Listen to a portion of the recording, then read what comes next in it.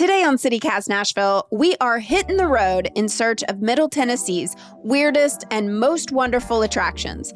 Contributor Margaret Littman joins us to talk giant buckets, pink elephants, chicken wire celebrities, and other roadside oddities actually worth pulling off the road for.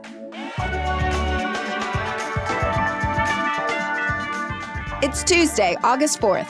I'm Marie Cecile Anderson, and this is what Nashville's talking about. What's the weirdest thing you've ever pulled off the highway to investigate? I'm going to go first. Okay. Kentucky Stonehenge. This happened just very recently this summer. Saw signs for it. I drove up to Louisville, and on my way back to Nashville, saw signs, followed them, discovered a charming little replica of Stonehenge in someone's backyard. So I did not know that Kentucky Stonehenge existed, which is extra weird because earlier this year, I went to Alabama Stonehenge, or what they call Bamahenge, which is at this place called Barber Marina. It's near the Gulf, and it's absolutely bonkers. They have all these replicas of Roman ruins and Stonehenge. And the one in Alabama is supposedly lined up like Stonehenge in England is, so you can see the light go through it on solstice. So who knew? Truly, who knew? I mean, the one in Kentucky, you can leave a little tip for the owners of this backyard Stonehenge type experience. There was no one else there. Honestly, we felt like we were trespassing a little bit, but we weren't, because it turns out they have an incredible website at visitmumfordville.com/Kentucky-Stone-Henge. So check that out. They actually have a great video showing exactly the experience you can have if you go visit. But my next question, Margaret, is Bamahenge actually worth the drive, or is it better as a stop when you're already heading somewhere else? I mean, I'm not sure I would go from here to the Gulf of Mexico just for it. But if I were in southern Alabama, Florida Panhandle, 100%, it's worth going. They have this thing called Lady of the Lake, which is this giant sculpture of a woman in the water. So you just see her head and then her knees. It's spectacular. So 100% it's worth going. I think it's a great thing to do when you're beached out or it's not great beach weather, but you're still down there. But no, I probably would not drive 8 hours from here just to go see it. But I do go out of my way to see wacky things and oddities. This morning I was thinking about it. In Kansas is the world's largest easel. It's like an easel with a replica of a Van Gogh sunflower just off of the interstate. And there's a dog park underneath it. And I have probably stopped there, 6 or 7 times, because when I'm driving to Idaho to see my family, that's sort of a good place for me to stop with the dog. I never have to see it again, but I have stopped a number of times. Well, do we have any of those large oddities here in Middle Tennessee? It was so fun to pull this list together and think about it, because there are a lot of them, and some of them I have seen, and some of them I had saved as a list of things I want to see someday, but then some I had not even heard of until I started researching for you, such as the world's largest cedar bucket, which is in Murfreesboro and is from the 1800s. Whoa. It's in a place called Cannonsburg Village. Who knew? In Lawrenceburg, which is about 2 hours from here, there's a giant 20-foot high bowling pin in front of a bowling alley. It also sort of depends on how we're going to define oddity or, roadside attraction, whether you want things that are just world's largest or you want things that are kind of quirky or only for Instagram. So it kind of depends on what you want. Well, let's define it for ourselves. Okay. What's a roadside oddity in the eyes of City Cast Nashville? I mean, I'm going to say anything that makes you say, wait, Marie, what was that? Anything that I'll pull off the road for and exactly have my jaw kind of just enamored with what's in front of me. And Nashville, I mean, I'm trying to think, is there anything right here in city proper that's like that? So there are a couple things I would put in that category. I think the buffalo that are along Dickerson Pike, in that median, I think that those count. And the reason they're there is that Dickerson Pike, once upon a time before we built everything, that was sort of a way that buffalo, or probably technically bison, but whatever, could get from wherever they were in the fields to a water source at the Cumberland. So that was a trail for bison. So that's why those sculptures are there.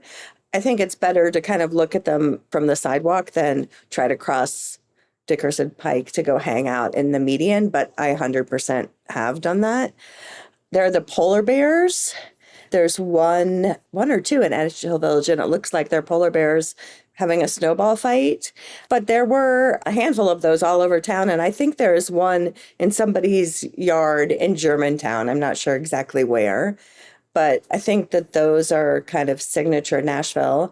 And then I would say Pinky, the giant pink elephants.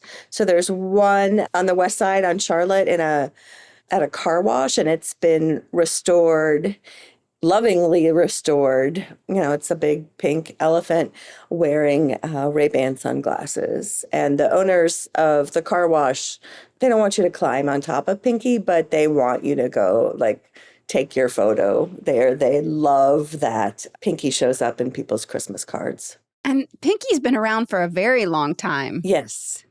And that's why Paul, the car wash owner, he grew up here and loved Pinky and specifically bought it to have it restored and make sure that it continued its life. I keep saying her, but I think Pinky is actually, I think they say he, whatever. I didn't know that Pinky was gendered, but he wanted Pinky to live a long life in West Nashville. I love Pinky. You know what I hate and I grew up with seeing all the time was the Nathan Bedford Forrest statue off of 65. And growing up, it had all the Confederate flags and a face from hell. Really. It was a poorly made statue, if I don't say so myself. I mean, it was a statue that was frightening on multiple levels. It was frightening that some individual felt so strongly about Nathan Bedford Forrest that they had a statue built. It was frightening because it did have sort of a, I don't know what word to use other than frightening face, right? It had a frightening expression. And then it was frightening because it caused all these backups on the interstate because people would drive by and say, what was that? And then remember before it was removed in that period where there was a lot of backlash about it, then it was covered in pink paint. Was that Pinky? Pinky strike. Maybe we finally figured out who did it. I think we're on to something. But yes, I am happy to say that that is an oddity that's no longer there. Although if someone doesn't remember it, I'm sure a Google search would make it easy to go find a photo of it and be reminded.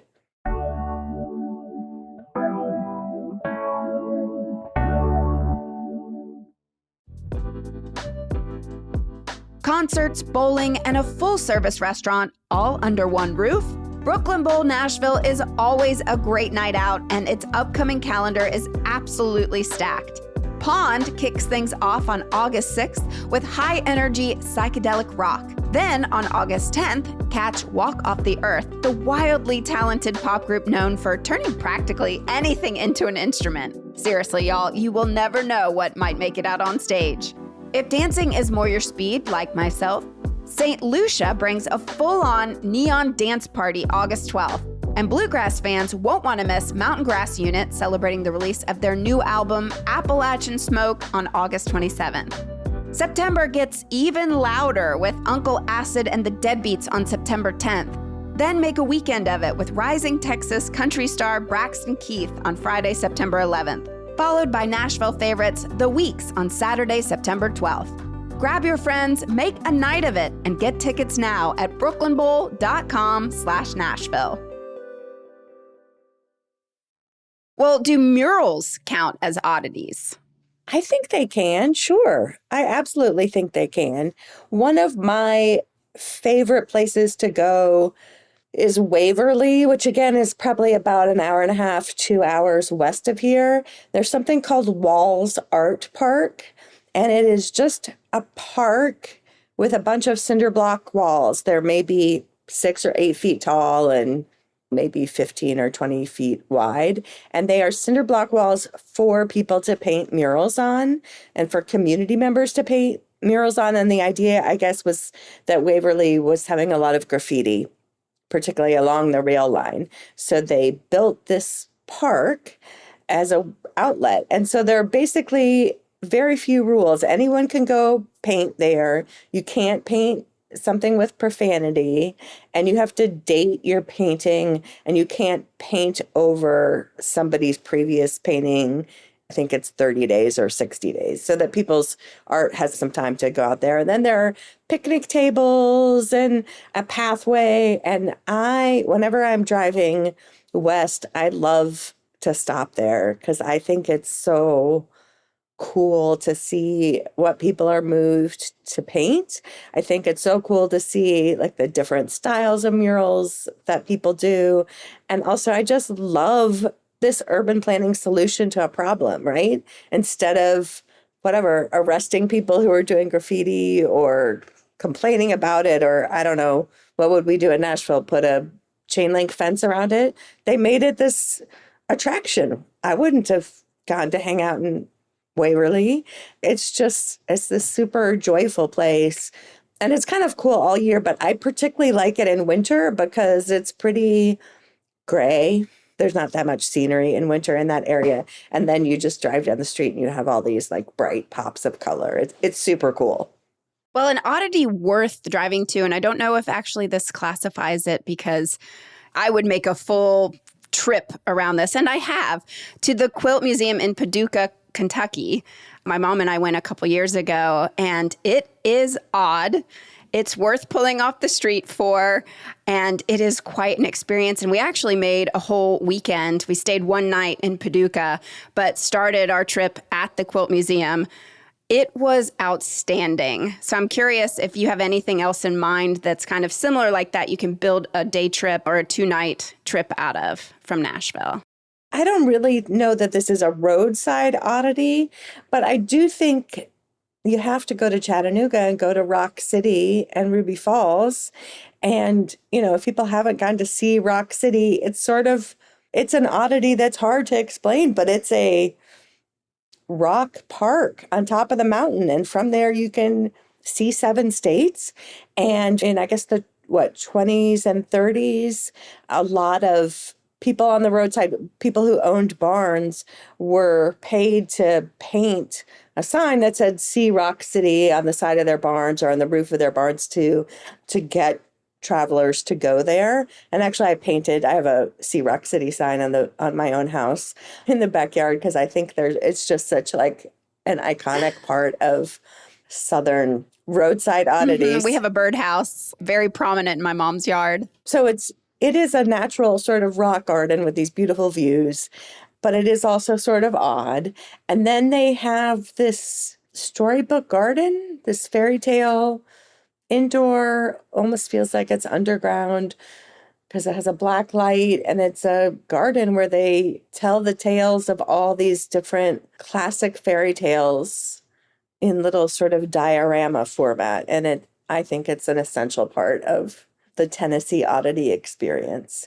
And then you absolutely could make a whole weekend of it and go to Chattanooga, go see Ruby Falls, which is part of that whole attraction. That's an underground waterfall that was named after the person who, air quotes, discovered it. And his wife's name was Ruby, so they named it Ruby Falls after her. But now there are a bunch of red lights, so it is also kind of Ruby. What I love about that trip is it's perfect for a family, and then it's also perfect for adults. Yes. So you could go either way. Absolutely. Which attraction sounds silly, but is genuinely impressive once you arrive. I mean, I do think that's sort of true of Rock City and Ruby Falls, that it sounds kind of hokey. And then when you're there, you're definitely, glad you saw it. The Salt and Pepper Shaker Museum in Gatlinburg, that is a thing that sounds pretty goofy. And then I just took some friends there last month, and it definitely seems hokey. I think it's $3 or $4 to get in, and it's worth it. It's the best $3 or $4 you've spent, because it's got more. I don't remember. I should have looked up the number, but it's thousands and thousands and thousands of salt and pepper shakers organized by category, really specific, like penguins and pelicans and whatever. But it is also sort of a history of a culinary history, and also a history of what people collected, and a history of the way people used to decorate their homes, and a history of travel souvenirs. It's super fascinating. So I think that's worth the detour in Gatlinburg. I have not yet been to the chicken wire Minnie Pearl sculpture in Centerville. I understand it's been moved to a couple different intersections in Centerville, but it is there now. I believe it's the same artist who did the Dolly Parton chicken wire sculpture that's on top of the Graduate Hotel at White Limousine. But Oh, yes. I believe Centerville is where Minnie Pearl had a connection there, or Sarah Cannon, the real name of Minnie Pearl. That looks fantastic in photos, and it's definitely on my list of places to visit. Another place that I think is absolutely worth the detour. Have you ever been to Billy Tripp's Minefield in Brownsville? No. So Brownsville is maybe an hour east of Memphis, in between here and Memphis. That's where the Tina Turner Birthplace Museum and her schoolhouse, and that is a Yes. really great museum and stop. But Billy Tripp's Minefield is sort of an outsider art sculptural installation from found objects, a lot of metal works, and it takes up probably the equivalent of a couple of city blocks. And it is a mind trip. It is so fascinating. I have never been there when anybody's been working on it, but I understand that that does sometimes happen. And it is just a fascinating look at how somebody's creative mind works, and how you can make art out of things that don't seem like art.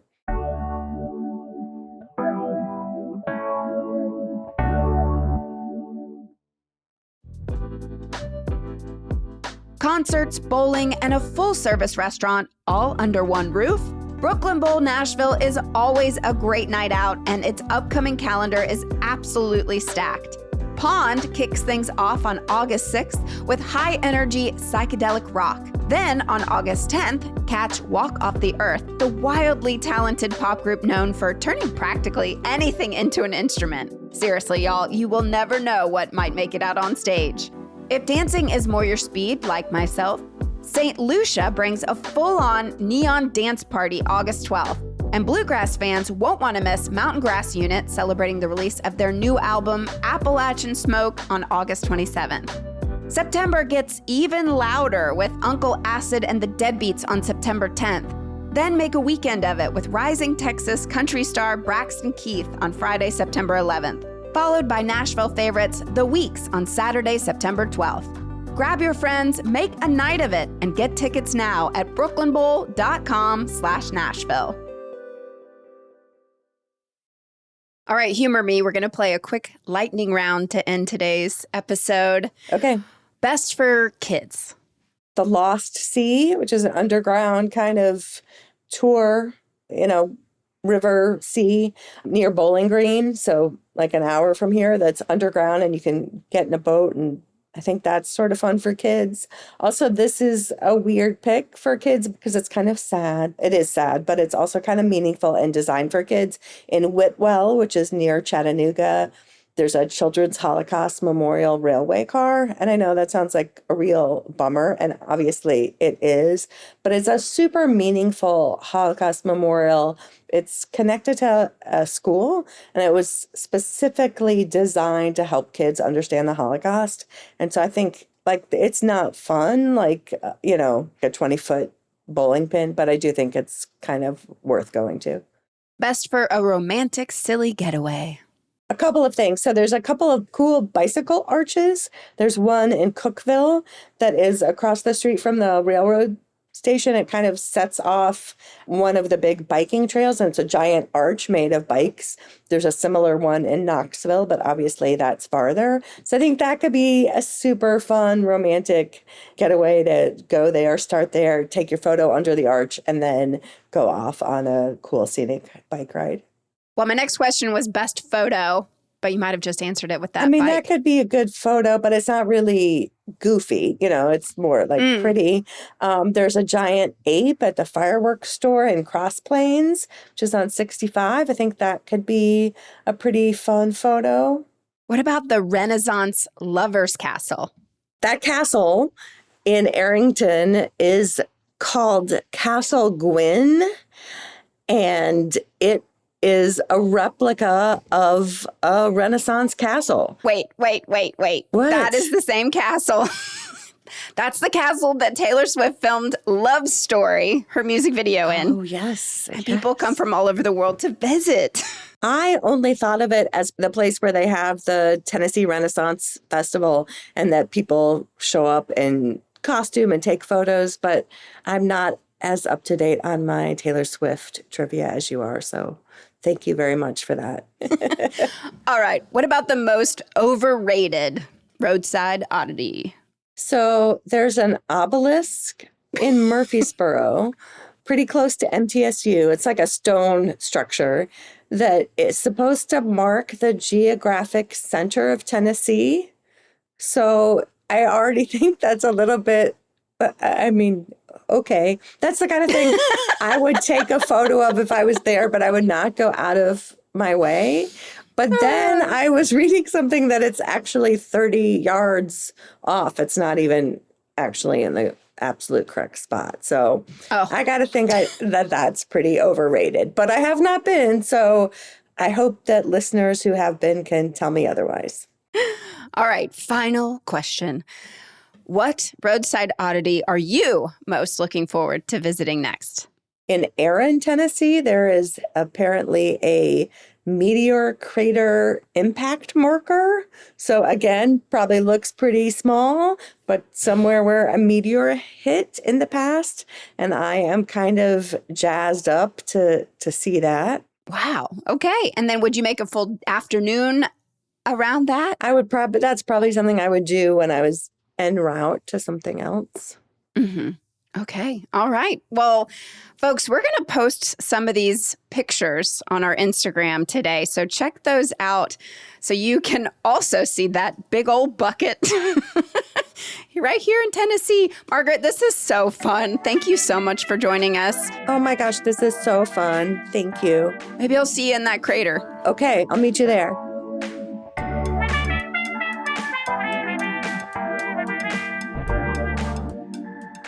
That's all for today here on CityCast Nashville. And do not forget, this Thursday, August 6th, is our state and federal primary election and municipal general. So go vote. And don't forget, you can support this show and get great perks by becoming a CityCast Nashville neighbor at membership.citycast.fm. If you enjoyed the show, why not tell your friends, rate the show, leave us a review, and subscribe to our CityCast Nashville newsletter. We'll be back tomorrow morning with more news from around the city. Toodles!